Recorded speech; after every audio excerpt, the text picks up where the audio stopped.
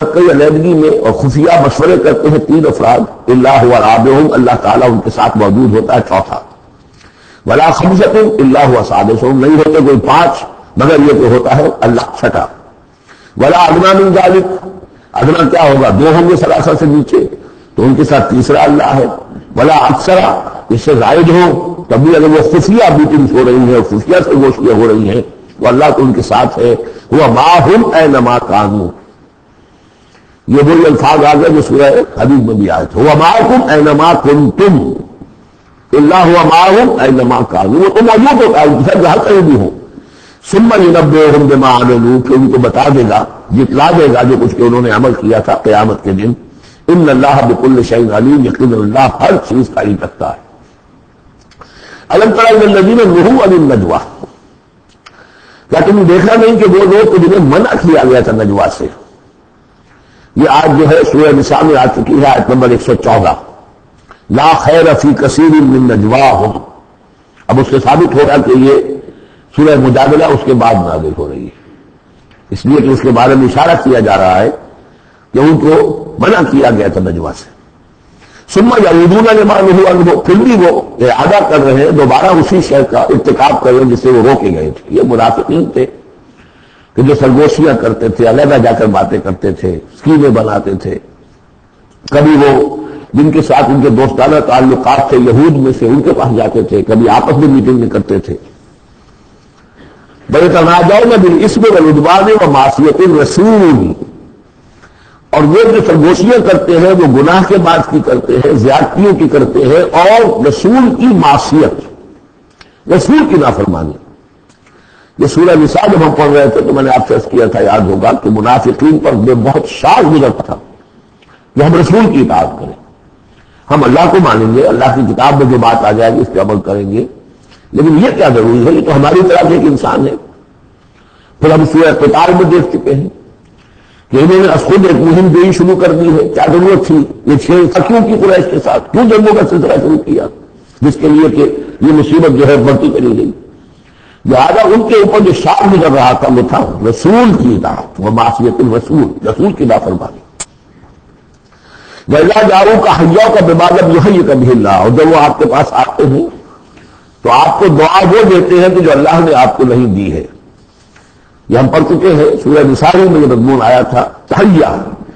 عربوں کے ہاں سب سے بڑی دعا یہ تھی کہ حیاک اللہ، حیاتی ہوئے، اللہ تعالیٰ تمہاری زندگی دراز کرے، طویل کرے، اچھی زندگی دے، تو اس طرح کی بات ہے۔ لیکن وہ جب آتے تھے اس کے بعد اسلام میں اب جو گریٹنگ ہے وہ السلام علیکم، لیکن وہ جب آتے تھے تو السلام علیکم، السلام علیکم، سال کی معنی موت ہے، اے نبی آپ پر موت پڑے، اے مسلمانوں تم پر موت پڑے، لہذا وَإِذَا جَاءُوكَ حَيَّوْكَ بِمَا لَمْ يُحَيِّكَ بِهِ اللَّهُ وَيَقُولُونَ فِي أَنفُسِهِمْ، اب دیکھیے نفسیاتی بات ہے، دل میں وہ کہتے تھے پھر لَوْلَا يُعَذِّبُنَا اللَّهُ بِمَا نَقُولُ، اللہ ہمیں عذاب کیوں نہیں دے رہا ہمارے اس کہنے پر۔ اس کا کیا مطلب ہے؟ یہ رسول نہیں ہے، اگر رسول ہوتے تو ہماری گستاخی پر فوراً ہماری زبان سے دیتا اللہ تعالیٰ۔ یہ ہے وہ چیز جس سے کہ ہم نے سورہ حدید میں دیکھا تھا کہ پھر وہ جو تھوڑی بہت پونجی ایمان کی ہوتی ہے وہ بھی برف کی طرح پگھلنی شروع ہو جاتی ہے، ضائع ہونی شروع ہو جاتی ہے۔ ایک شرارت کی، السلام علیکم یا رسول اللہ کہا، پھر اس کے بعد ہمیں پکڑ تو کوئی نہیں ہوئی، اس کا مطلب یہ اللہ کے رسول نہیں ہے۔ اللہ کے رسول ہوتے تو اللہ اپنے رسول کی یہ توہین اور یہ استہزاء کا بھی برداشت نہ کرتا۔ حسبہم جہنم، ان کے لیے تو جہنم ہی کافی ہے، موضوع ہے، یصلونہا، اس میں وہ داخل ہوں گے، فبئس المصیر، اور بہت برا ٹھکانہ ہے۔ یا ایھا الذین آمنوا اذا تناجیتم، اے اہل ایمان، جب تمہیں کوئی سرگوشی کرنی ہو، علیحدہ جا کر بات کرنی ہو، فلا تتناجوا بالاسم والعدوان ومعصیۃ الرسول، تو دیکھو کسی گناہ کے کام کے لیے کوئی مشورہ ہو رہا ہے، اسکیم بن رہی ہے، کہیں کسی پر زیادتی کرنے کے لیے کوئی مسئلہ کر رہا ہے خفیہ، یا رسول کی مخالفت، رسول کے احکام کی نافرمانی کی، یہ تمہاری سرگوشی کا موضوع نہیں ہونا چاہیے۔ وَتَنَاجَوْا بِالْبِرِّ وَالتَّقْوَىٰ، ہاں علیحدہ جا کر کسی کو کوئی بات سمجھانی ہے تو نیکی کی تلقین کرو، بھلائی کی تلقین کرو، صدقہ و خیرات کی تلقین کرو، واتقوا اللہ الذی الیہ تحشرون، اور دیکھو اس اللہ سے ڈرتے ہیں، اس کا تقوی اختیار کرو جس کی طرف تمہیں لازماً جمع کیا جائے گا۔ انما النجوى من الشیطان، یہ نجوہ جو ہے یہ شیطانی عمل ہے، یہ شیطان کا کام ہے، یہ اس کی تحریک پر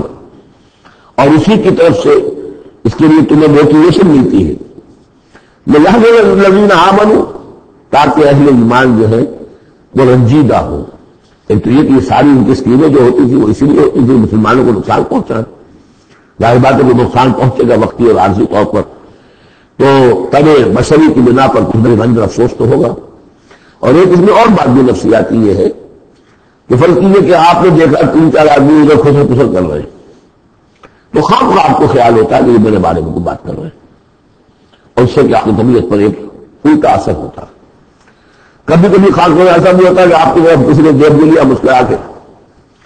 اور یہ در حقیقت انہیں ستانے کے لیے، چڑھانے کے لیے۔ لِيَحْذَرَ الَّذِينَ آمَنُوا، تاکہ اہل ایمان جو ہے وہ حزن سے دو چار ہو، دلگیر ہو، دل گرفتہ ہو۔ وَلَيْسَ بِضَارِّهِمْ شَيْئًا، حالانکہ یہ شیطان کوئی ضرر نہیں پہنچا سکتا انہیں کچھ بھی، الا بِإِذْنِ اللَّهِ، مگر اللہ کے اذن سے۔ اللہ کی طرف سے کوئی آزمائش آنی ہے تو آئے گی، کوئی روک نہیں سکتا، لیکن شیطان اپنے ارادے سے اپنے اختیار سے کوئی ضرر نہیں پہنچا سکتا۔ وعلى الله فليتوكل المؤمنون، اور اہل ایمان کو توکل کرنا چاہیے صرف اللہ پر۔ اہل ایمان کا توکل اور بھروسہ یہ کچھ نہیں ہوگا ان کے کیے، تم اپنا فرض ادا کرو، اللہ تعالیٰ تمہارے ساتھ ہے۔ ایھا الذین آمنوا اذا قیل لکم تفصحوا فی المجالس فافصحوا یفصح اللہ لکم، یہ بھی ان منافقین کا طرز عمل تھا